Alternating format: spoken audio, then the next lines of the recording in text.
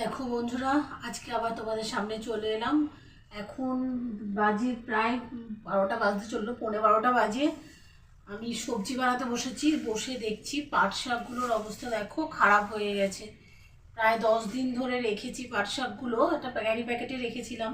দেখা যাক এগুলো একটু বেছে কতটুকু পাওয়া যায় এখান থেকে। আর এদিকে দেখো সবজি টবজিও কিছু বানিয়ে নিয়েছি। আর এগুলো বানানোর পরে দেখি এদিকে ভাতও রান্না বসিয়ে দিয়েছি।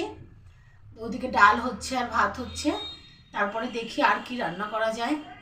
দেখো এদিকে চিকেনগুলো আজকে একটু বড় বড় পিস করে কাটিয়েছে। এগুলো না ঠিক ভালো করে সেদ্ধ হবে না, তার জন্য এগুলো একটু কেটে নিই। চলো এগুলো একটু কেটে ছোট করে নিই।